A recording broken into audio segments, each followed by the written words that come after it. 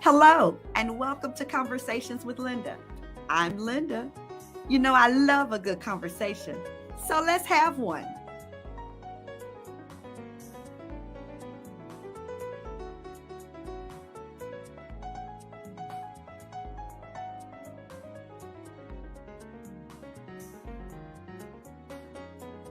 Now, before we go to our conversation, you know we've got to get some good medicine. Laughter is good medicine for the soul. So, why did the little boy throw the butter out of the window? It's because he wanted to see a butterfly. That was a good one. That was a good one. Come on, let's have a good conversation. Well, we are currently living in a time where events are the thing. So today I have joining Conversations with Linda, someone that I am excited about having the opportunity to talk to. She is an event planner here in the Memphis area. I want you to welcome to Conversations with Linda, Cynthia Daniels. Welcome, Cynthia. Thank you. I'm so excited to be here. Listen, I'm feeling real giddy right now. Oh, okay. Yeah. Because, you know, you're something in Memphis. You're a celebrity. Well, thank you. Okay. I just enjoy creating excellence in our community. I love That's it. what I do. I love it. I love it. So some know you just by name. Sure. Some have been around you, Sure. been to your events. Sure. But I would like for us to just talk about Cynthia Daniels first. Okay. I like that. Tell me about you. Cynthia Daniels. Cynthia is very much a homebody. I love to read. I love listening to albums. I still have some albums. Tell me, what do you like to listen to? You know, Let's see if we have something in common right I'm here. a Stevie Wonder. Okay, girl. Little Marvin Gaye, little Patty, little Aretha. Yes. We can hang out. You know, yeah. I love music. And I tell you, I can remember growing up, I had a Fisher Price album. And I would sneak and go get my parents' 45s, right? So of course they had like the Shaka. You are not old enough to have a Fisher Price anything. I had a yes. Okay. Oh, even the tape recorder with the little microphone. Get out of here. Yes. Okay. So I'm an 80s baby all day. Okay. Wonderful. So you're an introvert. I am an introvert. But you have come into the city with such a big bang, and you host these huge events. No, right. Massive. I mean, I think about, I just did a food truck festival in a pandemic, which is very challenging in itself. But we had about 4,000 people, which was actually a smaller number of people to me. But it's really just a blessing. Coming to Memphis, being an event planner was not part of my plan. Okay, because that's what I wanted to know. How did you get to Memphis? Okay, and you know, there's the saying, you know, if you want to make God laugh, tell him your plan, right? Yes. So I actually have an HR background. And in 2008, I was living in my hometown of Atlanta, Georgia. I just graduated Alabama A&M with my master's degree. Got my first job. I was on the fast track, you know, being promoted very quickly, you know, kind of hitting all the goals, exceeding my peers. And ended up getting laid off. Really? In 2008, right? So that's when the economy crashed. It did, honey. I remember. I lived. We all through remember. I lived through it. So for me, you know, being someone with 2 degrees, I thought, well, that's no problem. I have 2 degrees. I've done everything right. I'll get a job tomorrow. Well, tomorrow never came. Wow. Fast forward about 6 months of being unemployed with 2 degrees. You know, my mom says, look, you can come on home. Okay. And I'm like, no, Mom, I'm out here on my own. I can do it. But another month or two went by. And I said, you know what? I'll take you up on that offer. So, you know, very humbling moving back home where I thought I'd, you know, never have to return to. But it's also a blessing, right? Everybody doesn't have that. Absolutely that family that will help. That's right. And it just really got to the point where a year went by. And I'm a very spiritual person. So it was just one of those hard days. Didn't understand. I did everything right. And just talking to God, and I'm crying and I'm praying. And I say, God, I did everything right. Yeah. What am I supposed to do now? Because I just don't know what's next. I've been applying for jobs. If I get an interview, there's someone more qualified than me. Because I only have a degree. They have the experience, right? And I heard him clear as day say, you need to move. So I'm like, well, God, where do you move with no money? How does that work? But, he didn't give me the answer right away. Okay. But I remember just kind of, going to sleep that evening. And the next morning, I was thinking, where do I know people in other cities? I went to school at Alabama A&M in Huntsville, Alabama, worked in Best Buy in grad school. And the young lady I befriended, Alicia Sample, she was from Memphis, Tennessee. Okay. And I just called her up randomly. And I'm, hey, Alicia, how's life going? And I'm kind of telling her what's happening in my life. And before the end of the call, she says, well, I'm in Memphis. Just come on. I got a room for you. Wow. And it was really a leap of faith. Never really considered living in Memphis, but I did some homework, and I saw FedEx, the Holiday Inns, the AutoZone. A lot of people really hadn't considered, all of these headquarters that are here, and especially as an HR professional, it was the perfect place. So I packed up my little bag, packed up the car. I told Mom I'm moving to Memphis, and I know that was a shock for her, but I can imagine. And I could see the fear on her face. Yeah. But it was also, I have to let her do this. It was, I'm not a mother, but I can only imagine your only daughter just, I'm just leaving. I only know one person. So fast forward, I moved to Memphis. I get a job in 2 weeks. So I said, okay, God. All right. You see the signs that this was the right move. The right move. And God, I'm only going to be here 2 years. Okay. Now, I just celebrated 12 years here. Again, I told him what I was doing. Okay. But I started working in HR in a warehouse, a distribution center. I'm coming from a nonprofit corporate background. So this was a new element for me. Yes. And that's all I have to say. Okay, God. So, God. You fish out of water right here. Wait a minute, God. Like, I know I wanted a job, but wait a minute. And I really just felt, though, at the same time that I was there for a reason. Okay. I was very much involved with the employees. I wanted to treat them as if their issues mattered. Yeah. And I think before they felt discouraged as if they were brushed off. But I also felt like I needed to keep my sanity in a sense. So I just started volunteering. Okay. Volunteering afforded me the opportunity to see Memphis, network and meet people, because I only knew that one person. Okay, so I can stop you right there. Sure. So did you, because I'm really interested in this piece. Okay. When you say, because when they were just kind of telling me some things about you, this volunteer piece came up. Yeah. Did you just know to volunteer? Had you always been a volunteer? How did you just say, I need to volunteer as a path to get to know Memphis? Sure. A combination of things. I mean, I was definitely a Girl Scout growing up. Okay. My mother definitely was one of service. So being, involved in the church and helping and doing things on Saturdays was pretty normal. Okay. But I must admit, in college and, in your 20s, you get away from that. But for me, it was kind of another quiet moment with God. Well, how do I meet kind people? Kind people volunteer. So that was really, I love how you processed all that. Of this. Was really the message and thought behind that. And I was networking before I knew I was networking. I was meeting a lot of great people, nonprofit people that were CEOs, executive directors, just people that felt the need to give back. So I'm helping with United Way, Boys and Girls Club, things of that nature. And it also just helped me come out of my shell a bit. Again, I'm still that introvert, but having conversations with people, you almost have to share your story or, hey, I'm new to Memphis. And so immediately what I loved about this community, people immediately felt like I have to help you get settled and get familiar. Whereas in my hometown, and I love Atlanta. That's home. That's where all of my family is. But it can be pretentious sometimes. It's about who do you know? What do you drive? I've heard that before. How much money do you make? I've heard that before. And in Memphis, you don't feel that. Everybody is like, well, let me help you. Well, let me introduce you to this person. I mean, you just don't meet a stranger here. And I think that's what made me fall in love with the culture. And I was going to ask you that, what has been your experience here in Memphis as a transplant? I'm a transplant. I'm here from Dallas. Oh, now Dallas is the other Mecca. They either moving to Atlanta or Dallas. Absolutely. And I miss it. I do sometimes. It's different. It is different. Now, the first year, it's a transition. Yeah. I can't act as if it was a lot slower. Okay. So, but being here, you said the people were warm, introducing you to other people. I have found that same thing to be true. Yeah. When we first moved here in 93. Okay. And my husband came here to pastor a church. Okay.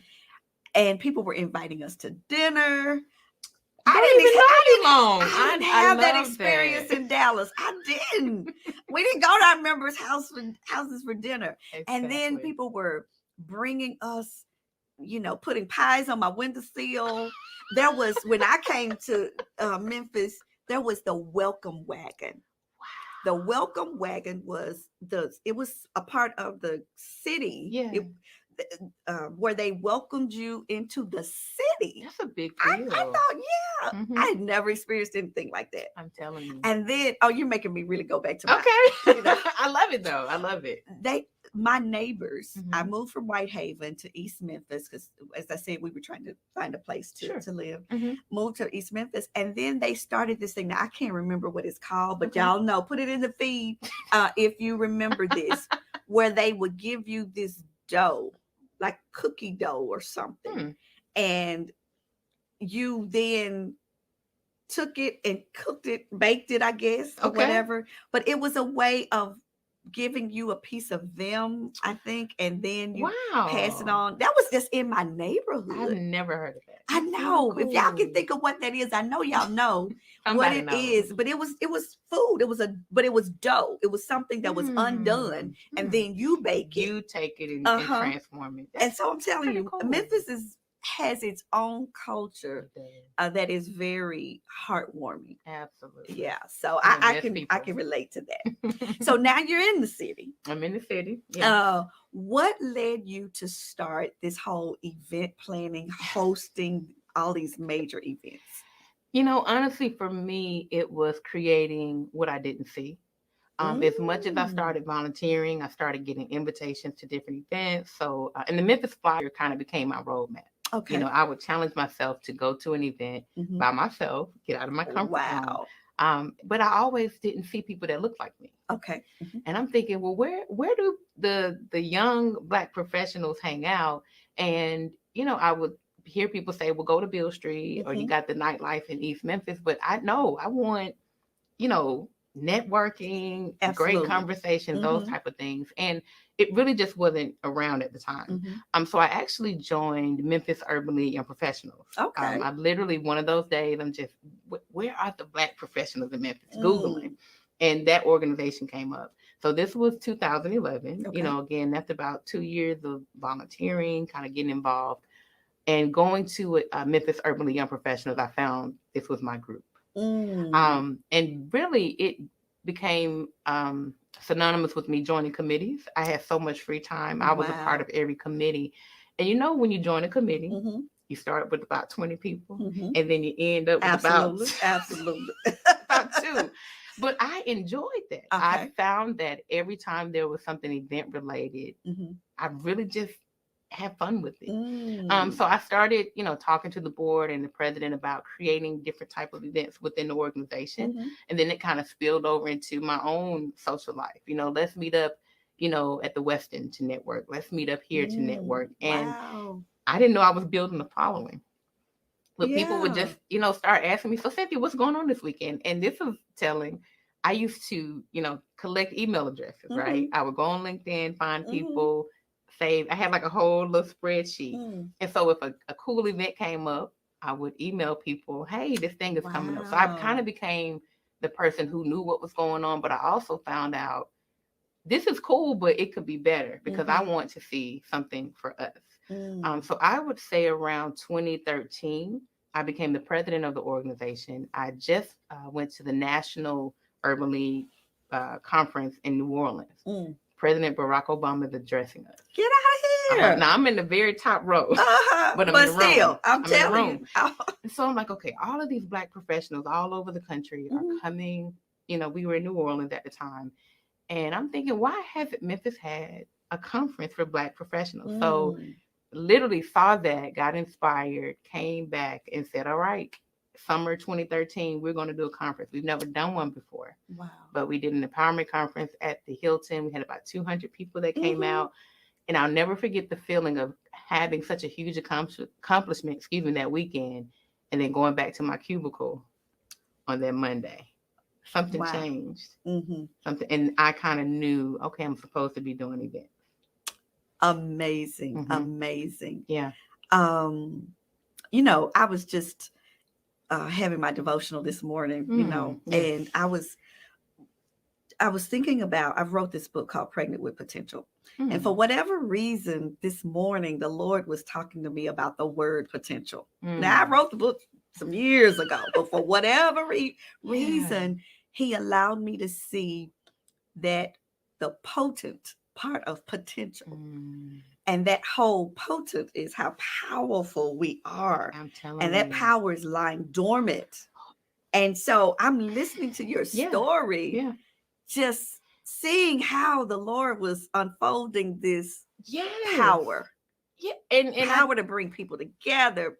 Just, I'm getting excited. Yeah, well, thank you. And I tell you, just like people get excited to meet me, I just feel like I'm walking in my purpose. So sometimes, as big as I do things, I just feel like, well, this is my purpose that God has for me. So sometimes I can't see the magnitude. But when you went back to that cubicle Monday, I felt trapped. Yeah. I felt trapped. Again, entrepreneurship still wasn't at the forefront. Okay. But I just knew kind of my side hustle, my passion, my escape. You knew you didn't fit in that cubicle anymore. I knew that much.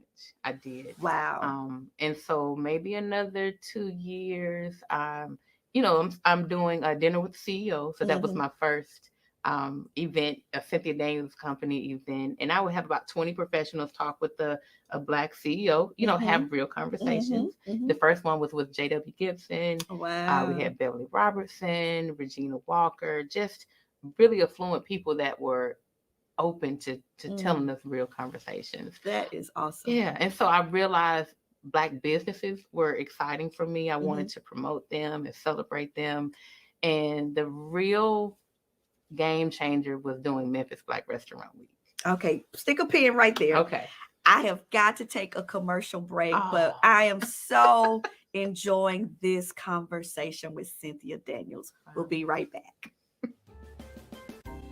Are you ready to take your business to another level? Are you looking for a way to engage with new clients? We have a spot just for you. Conversations with Linda is now accepting applications for new sponsors on our show. Visit lindawillisempowers.org for more information. We can't wait to start a partnership with you. Thank you so much for just being a part of this conversation. I am just having a wonderful time. I feel like I've just met someone that, we just kind of have something in common right here in how we view the leading of God in our lives. Who am I talking about? Cynthia Daniels. She is, I consider, a celebrity right here in the Memphis area. Cynthia, thank you so much for sharing with Conversations with Linda. Absolutely. So before we went to our break, and you said so many powerful things, I almost want to recap them. Okay. But I will say the piece that you said before we talk about Restaurant Week. Sure. The piece that you said about volunteering and you're apt to meet kind people. Right.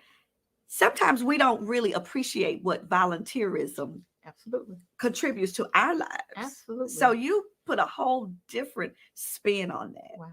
I love it. And the second thing that you said is that you came and created what you couldn't find. Right.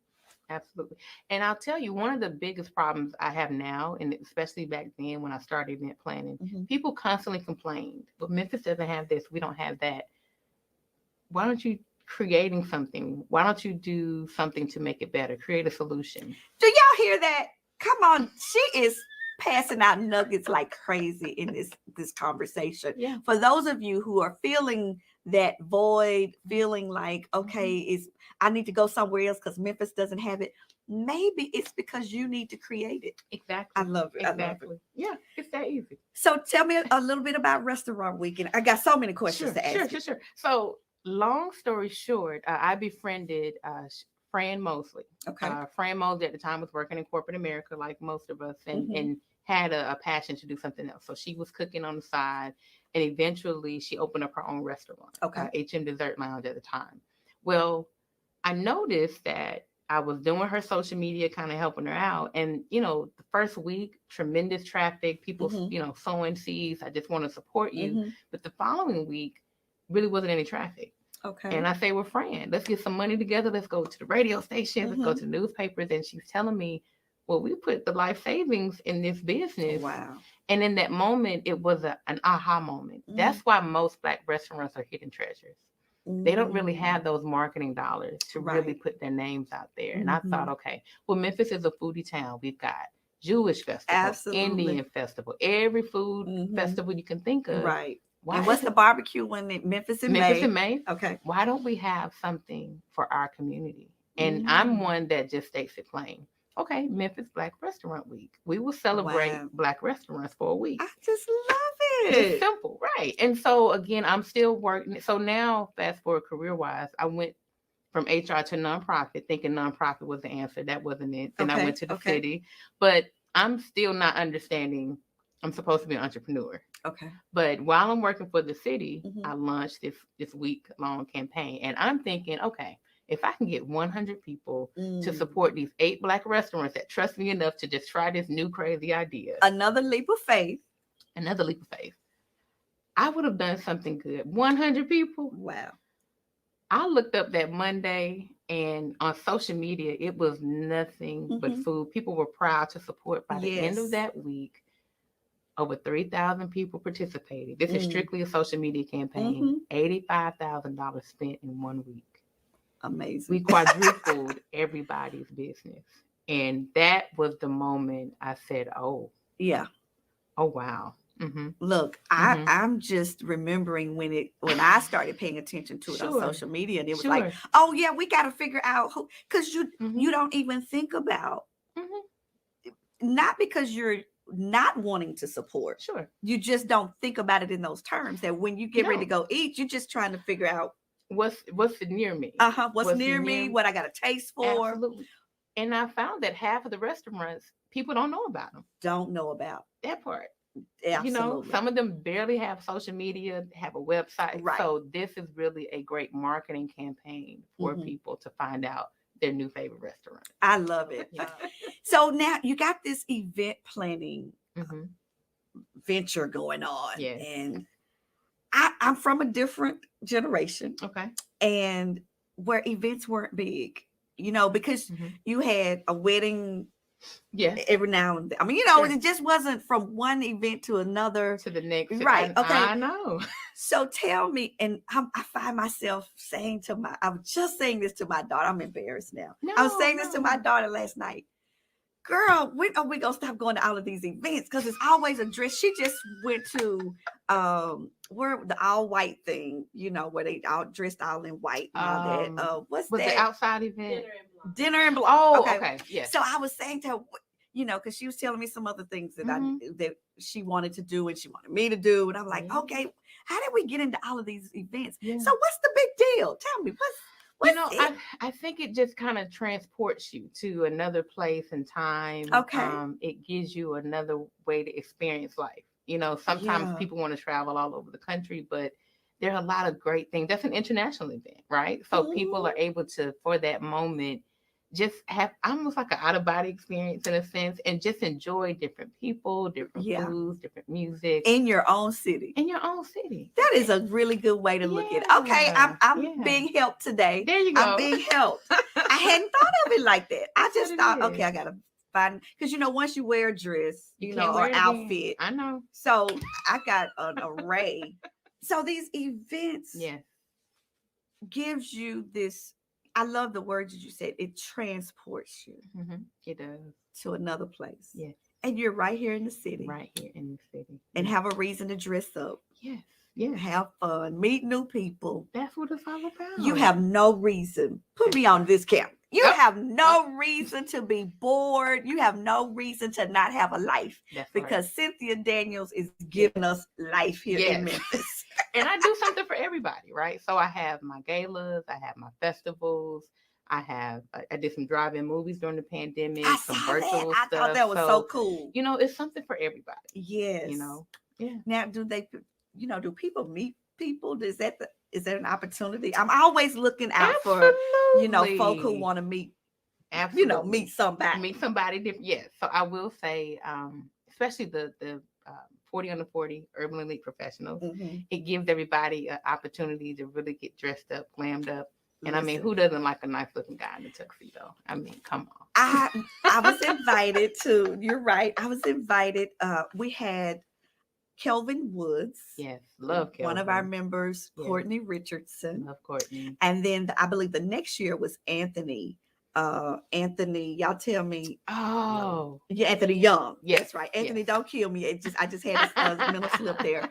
But we went the year that Kelvin Woods was nominated and Courtney Richardson. Yeah. It was fabulous. Thank you. It was. Thank you. I was so impressed. Thank you. With Means a lot. the atmosphere. Yeah. I loved seeing all of those young people dressed up in tuxedos and gowns. And I loved that. And again, it was out of needing to see change.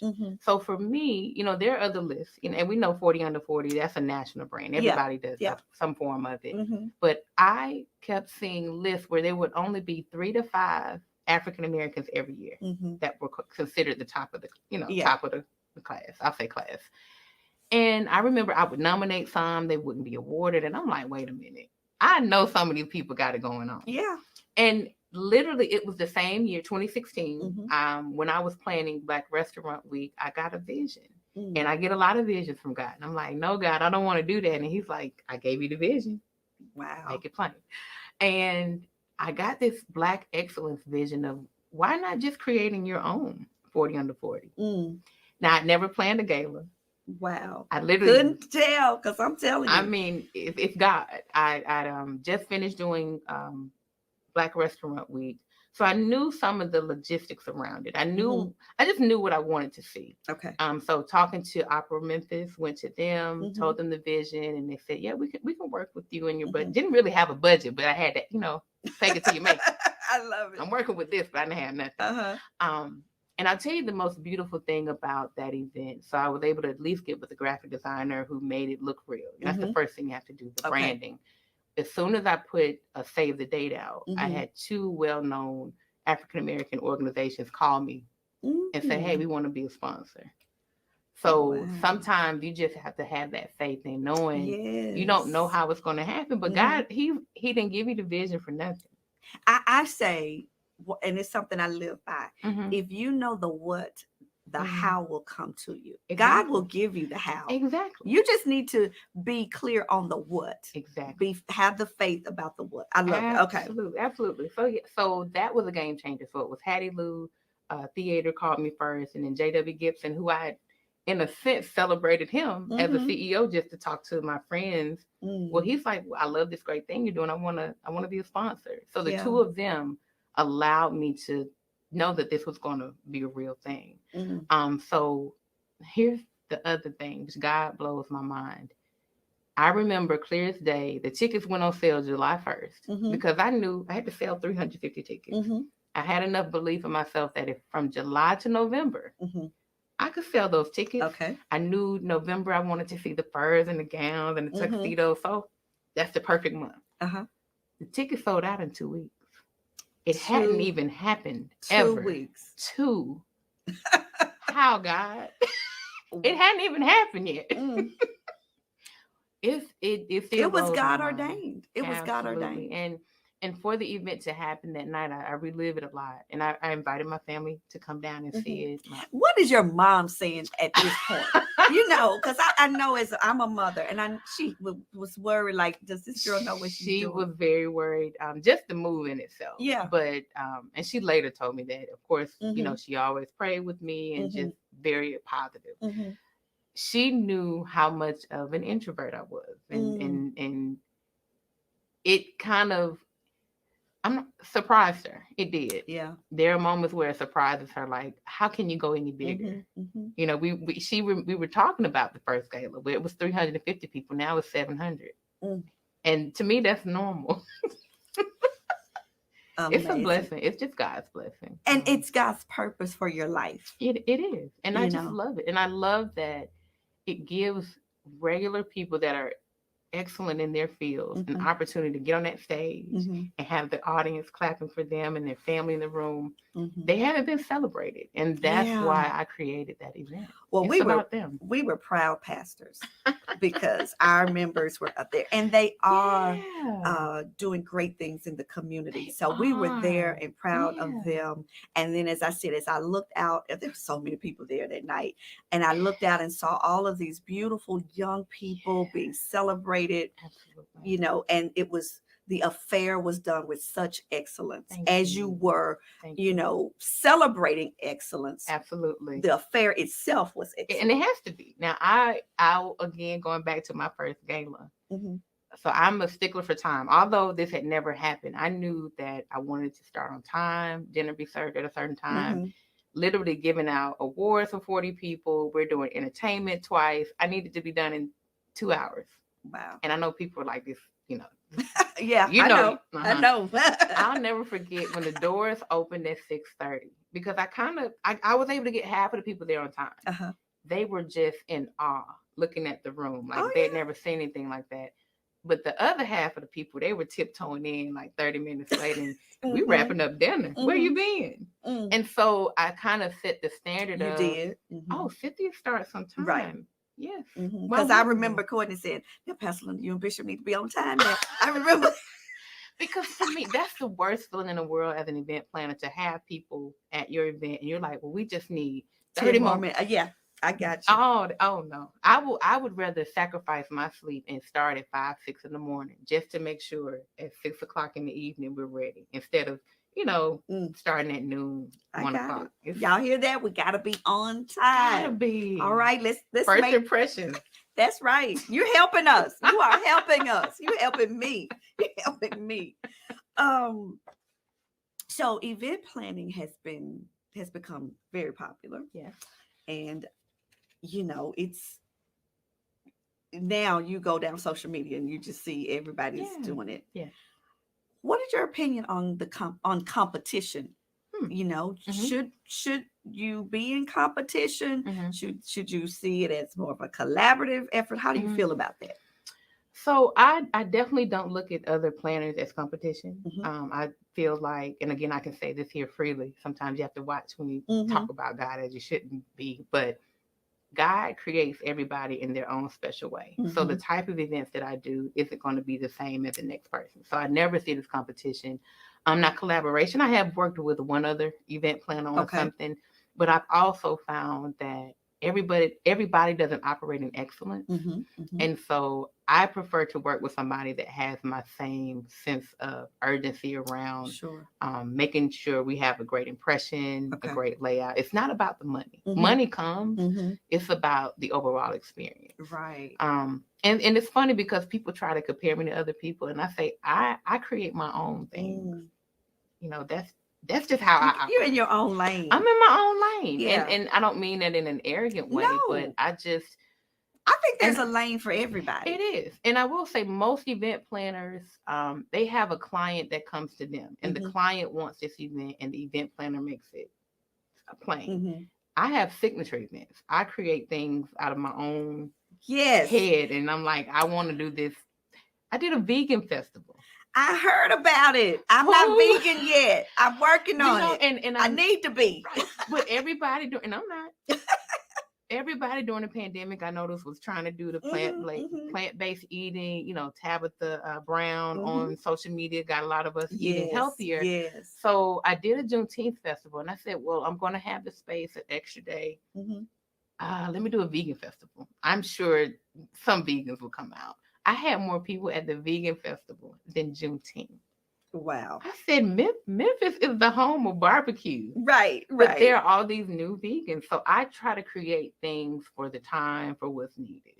Yeah. You know, I was just hearing something because one of the questions I was going to ask you was about, you know, finding your niche or what exactly is your niche. But you gave me that answer. You said, event planners usually have a client come to them and then they assist or bring that person's vision to life. Right. But you create these signature events. Yeah. That is Cynthia Daniels. Yes. I love it. Yeah. And it's it's all God. I cannot say that enough, that God will put something on my spirit. Okay, I need you to do this. Okay, God, I'll do it. It's that plan. And again, Memphis is a land of opportunity. If you don't see it, do it. Even if it doesn't work, if it's not as successful, at least you did it. At least you did it. Yeah. And there is a certain fulfillment, certain satisfaction in just doing it. Absolutely. Because you don't ever, if you don't do it, you never know. You never know if that was going to be your breakout event or your breakout book or whatever. Right. Even for me, and I don't do it anymore. So for case in point, I did a Black Bridal Festival. I did it twice. So at the time, 2017, I went to 7 weddings. I was like, this is the year of love, clearly. And every time I went to a bridal show in Memphis, there was never any representation. Now, how are you in this city? Yeah. And you don't have anybody catering to Black brides. And in that moment, I said, okay, I'm going to do Black Bridal, expos. And they were successful. But then, again, kind of just with the pandemic coming and things changing, I said, well, I may bring it back later, but I had an idea and I did it. And am I a bride? No, but I said I wanted to try it out. So hopefully other people are inspired to just say, I want to try it. I think that is the way we should live, really. You have to. With not being afraid of failure, but just living out what's inside of us. So it's not all about, we want success, but sometimes it's not even the success. It's just living out what's living inside of you. Right, because you don't want to, like you said earlier, always wonder, coulda, shoulda, woulda. Just do it. And when you're finished with it, you're just done with it. Like, it doesn't mean you got to do it for a lifetime. Exactly. So here's my little philosophy. I think that I live my life knowing that there are pastimes, passions, and purpose. So there are things that are just a pastime for me. It's just something, I may want to learn art. I may want to learn. It's not anything I'm getting ready to try to make money in or whatever, but I got to have some pastimes, some fun stuff that I'm just going to try. Yeah. Then I have passions. There are things that I'm passionate about. I'm passionate about women's issues, right? Yeah. But my purpose, which can include my passions, my purpose is what God says, you have to do this. Yeah. You cannot go to the grave without doing this. This is your contribution to the world. So that's kind of how I divide my life up. I love it. So now you're into this entrepreneurship. Yeah. What should a person consider when going into entrepreneurship? Because because I like what you said. At one time you said this, something as a side hustle. So we've got our hustles, things we do. But what should a person who is considering entrepreneurship, or what's the difference between an entrepreneur and just a side hustle? Well, for me, entrepreneurship, it's a full-time 24/7 dedication. Okay. The side hustle, it comes and goes. Maybe on the weekend, maybe a couple of evenings when you're not working. So the commitment level to entrepreneurship, it's 100% you. Okay. So if you consider yourself an entrepreneur, then you're going to give your total life to what you're doing. Commitment is the difference between entrepreneurship and side hustle. Okay. Absolutely. I love that. That made it really plain. Yeah. So they should consider commitment. Anything else? What about money? Finances. How do you do this? I was going to lead into that. So I did it the wrong way. So I'm going to explain the wrong way first. So I just had a moment at work where I had enough. When God continues to make you uncomfortable, you coming in every day and you just don't feel right. Yeah. He finally was like, do you not see what I have you doing? Yeah. But there was that safety net of that direct deposit. It comes every 2 weeks. Absolutely. Every 2 weeks. And so I just had a very uncomfortable day at work where I just said, I don't fit in anymore. And I quit. Now I had no money saved. Okay. That's what you don't want to do. That's what you don't want to do. Don't do that. Okay. But to offset that, I ended up downsizing my lifestyle tremendously. And you were willing to. I was willing to. You have to sacrifice. Okay. So because I didn't have that savings, I downsized. I moved into a very small studio in Midtown where I could afford the rent. And I knew that if I didn't have that burden and fear of not making my bills, meet, Okay. then I would be okay. Okay. So any entrepreneur or budding entrepreneur, I would say at least have 6 months savings. Mm-hmm. A year would be better, but at least 6 months. You need to be able to pay your bills. Mm-hmm. You need to have a customer base. Because you don't want to build a name in the city and have bad credit. That part, yes. Because you're going to need to have good credit for things absolutely. And so hopefully you have customers now with your side hustle and you can segue into entrepreneurship. But if you don't, you need to start. Yeah. What I have seen a lot of people do, they'll spend all this money on a website, branding, logo, merchandise, but you don't even have any customers. How you gonna make money? You got all this pretty stuff. Yeah. What have you done? So just taking time to write out a business plan. Okay. Having 6 months saving, getting a mentor. Okay. Having a business mentor. They don't even have to be in the exact same business as you, but you do need to learn from someone. In my case, I actually worked with a wedding planner. Now, I respect wedding planners to the utmost because that's not my ministry at all. But I learned the logistics from her. Okay. So I would recommend anybody just learn business from a mentor. Yeah. So that's so important. It's not just your product. Right. You need to know something about business. You need to have a business acumen. Period. Yeah. Period. And the great thing about Memphis, you have the Office of Business Diversity and Compliance.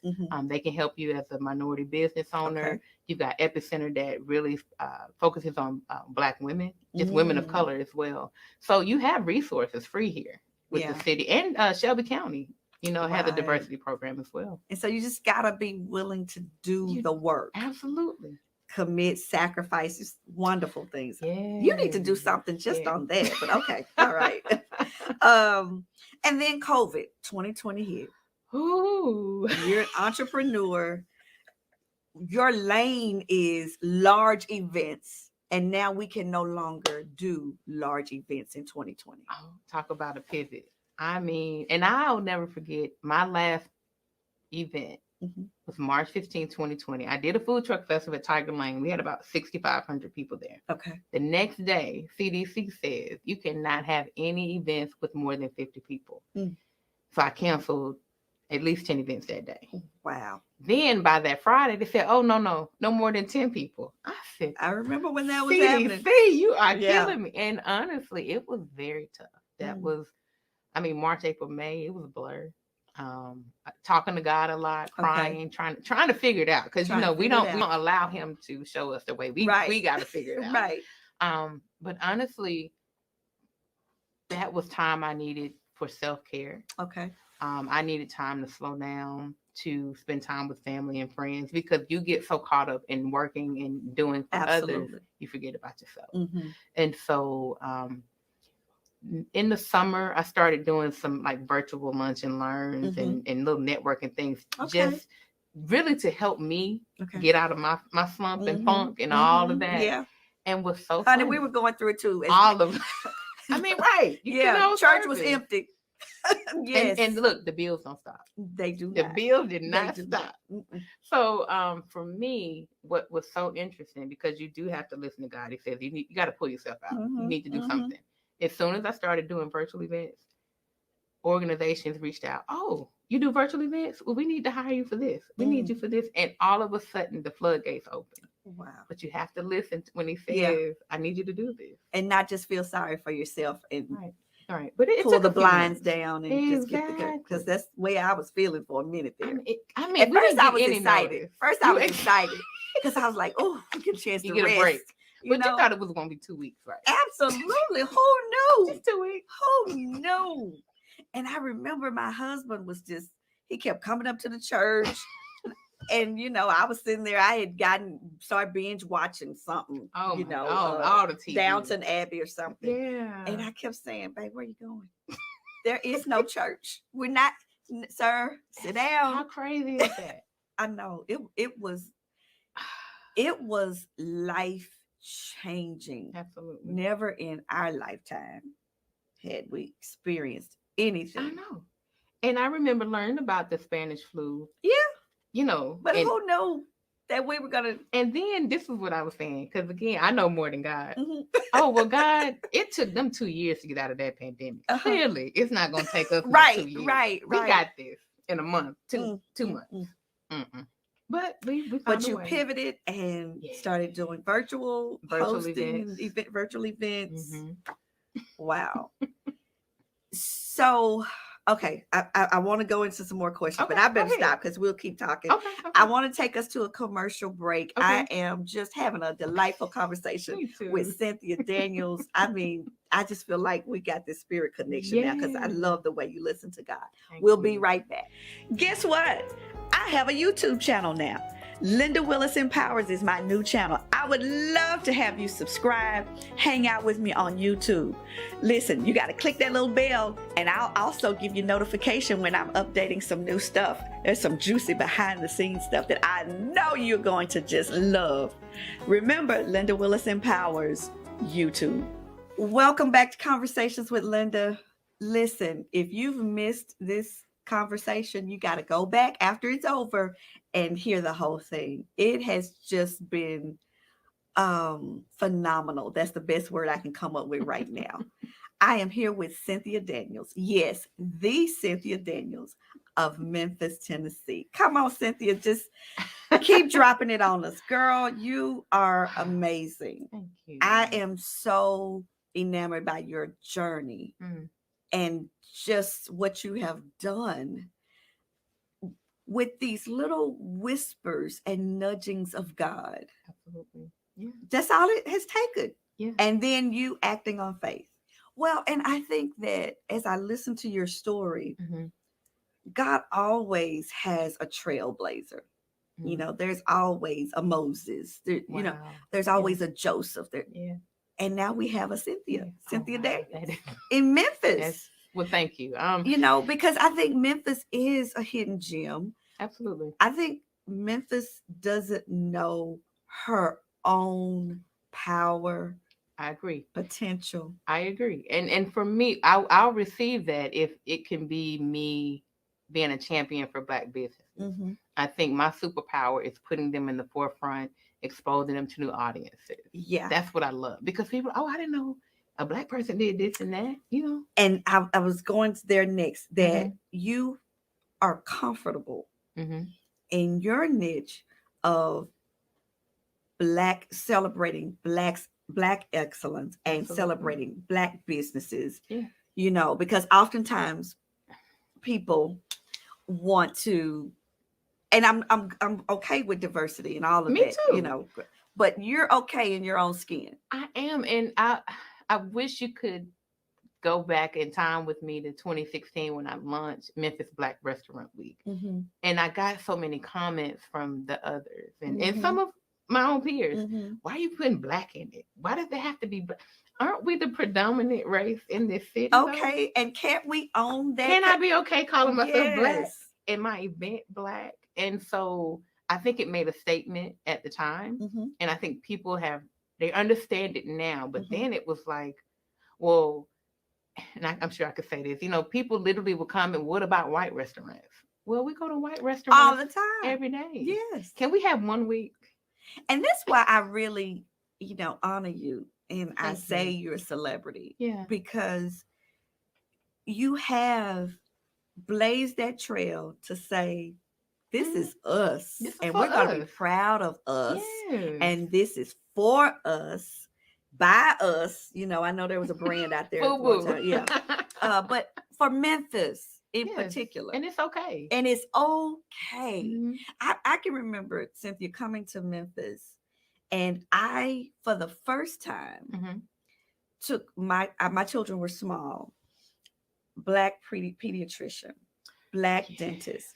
I was so proud to be able to do that, because where I was from in Dallas, I never thought about it like that, you know, and there was no, not to say it wasn't, but for me, I hadn't heard back then, this was almost 30 years ago, but to be able to take my children to a Black physician, to have in the congregation, you know, all of these teachers, Black teachers, big principals, that's a big deal. Absolutely. And so, yes, I'm with it. I love it. Yes. I just love it. Yes. What has been your greatest accomplishment? Oh, wow. My greatest accomplishment? You know what? And we talked about this kind of off air. To start my company full time at age 37, to know that you're not stuck in the age to say, well, I can't do such and such past this age, that you can start over at any point. Girl, you helping me right there. Because that's what I'm trying to do. Yeah. I'm reinventing myself always. At 54. That's right. And you do not look it. Thank you, girl. Thank you. Absolutely. But at any age. Yeah. Any time in your life. You can start over with a new career, new job, new city, whatever you want to do, do it. I moved here at 29. Just packed up and left. So there's no age limit to anything. Just do it. And when you step out in faith, God just aligns the resources, the people, all the things that, you know, would hinder you, impede you, because that's where we get stuck. Oh, yes. How am I going to do it? How am I going to get the money? Who's going to support me? All you need is God. Oh, He's got you. He's got everything we need. We just listen. Sometimes we hard-headed. Now. We hard-headed. So what's next on the horizon for Cynthia Daniels? What's next on the journey? What's next for me? That's a great question. I think more than anything, taking some downtime to develop my team. Okay. So I've learned that if I'm Cynthia Daniels and Company, but Cynthia Daniels is doing 90% of everything, the company won't grow. Right. So I want to take some downtime to really develop my planners, to make them senior planners. So at one point, you know, I can walk away and they can run all the events for me. Love it. I would absolutely love that in the next 5 to 10 years. Oh, yeah. 10 years. Oh, it's not going to take Okay, 5. We'll say 5. I'll be at home while y'all at the gala. Right. Okay, have fun. Yeah. And that will be even cultivating these new Cynthia Daniels. Absolutely. These mentoring. Because we can't hold on to it forever. You have to groom and train the next person. Absolutely. And free yourself up to do. Yes, because I want to travel and see the world. Yeah. I can't do that if I'm planning everything all the time. And I believe there's more potential in you. So, you know, when we saw Oprah, I'm from Oprah's generation. Yeah. She's my mentor in my head. Okay. Yeah, I channel her. Yeah, that doesn't mean I'm not saved because I say I channel Oprah. Okay. But, you know, I just think about her because I came along in 86. I was just getting married and her show was just being syndicated. And watching her go from 86 of being syndicated to then leaving the Oprah Winfrey Show and then starting her own network. I mean, come on. Trailblazer. Absolutely. But saying, like you just said, at any age, we can do something new. Absolutely. So that's why I said there's still potential living inside of you. Other people, you know, you'll raise up more Cynthia Daniels for Cynthia Daniels and Company. And they do their own thing. I want that. And then you're going to be doing the next thing. Yeah. And traveling while you're doing it and all That's that good stuff. I love it. Do you think this is your last stop in Memphis? I mean, I know you want to travel, but are you going to come back? Well, absolutely. You know, it's funny because my parents ask me all the time, you know, are you moving back? And unless God has some other say, I feel like Memphis is home. Okay. Although Atlanta's home too. I enjoy being of both worlds. I don't see myself moving. Okay. But, you know, who knows? God has the final say. Yeah. What advice can you give someone that's just starting out in event planning? I know you've given us the business piece. Sure. I think doing your homework. You always want to research your predecessors. You want to find out what's happening in different markets. Okay. So that was important for me. Not thinking about, well, who's doing this exact same thing in Memphis. Okay. Look to see who's doing it in New York and Atlanta, Chicago. Look into bigger markets so it helps you expand your vision. Yeah. So that really helped me a lot. You're so wise. I mean, not to say that you're real young, but you're just a wealth of wisdom. Well, thank you. And I am just enjoying sitting here talking with you. Likewise. I know our viewers, because there's a lot, I know as I'm sitting here thinking about a lot of young people, and even in our church and others that I know around the city, this information that you've given in this conversation, I know is inspiring them. I already know, I feel it is inspiring them, and having them to think or dream a bigger dream. You have to. Than their, Absolutely. yeah. I was reading somewhere that if your dream fits your budget, you need a bigger dream. Absolutely. Yeah. And you're proof of that. Oh, yes. Fake it till you make it. I mean, Yes. And really quickly, I think back to the first conference we did in 2013, had no money in the budget. And I reached out to one of the speakers that I met in New Orleans at the Urban League Conference. So he was in Atlanta, and he's telling me, I think his fee was like $1,500, $2,000. And I'm like, yes, we've got it. And I don't know how it was, it manifested. It took place, but sometimes you just have to know in faith that it will happen. In faith. And so my thing is, faith it till you make it. Faith it till you make it. I love that. Sometimes I ask our congregation, how are you faithing today? Not how are you feeling. I like because that. You can be feeling like, oh my God, how am I going to do this? You could be feeling like this is a terrible day. I don't feel like getting out of bed. Oh yeah. But how are you faithing? I like that. And so their response is supposed to be, I'm faithing well. Because it's not about our feelings. Feelings will talk you out of things. You're right. Yeah. You're right. But faith will keep you going even when you don't feel like it. Well, you taught me something. Thank you. Okay. All right, girl. Listen, this has been so good. Just enjoying Cynthia Daniels. And I'm honored to be in her presence, to see what the Lord is doing in her life. Would you agree? I'm putting you on the spot. Okay. To come back. Let's look at in a year to see what this transition, or maybe 6 months if you do something really big. Okay. Because you're getting ready to do 40 under 40 I'm doing again. 40 under 40 again. Okay. Maybe I need to come and just, I don't know if anyone in our church is nominated this year. Okay. But maybe I can stand out in the hall or something and interview people, or let's look at that. Like a red carpet or something? Absolutely. Okay. Yes, talk about that. I get my dress ready. Yes. Here I go with another event. See? No, they're so good. But now, I was feeling some kind of way because I didn't get invited to the after party. No, I'm just joking. Oh, come on. No, I leave that to the young people. Our question today comes from a viewer in Chattanooga, Tennessee. Hello, Linda. My sister is currently going through a divorce, and I want to be the supportive sister. Any advice on how I can be there for her?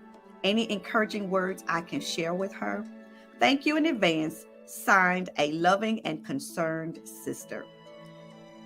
Let me say first how beautiful it is that you are a loving and concerned sister.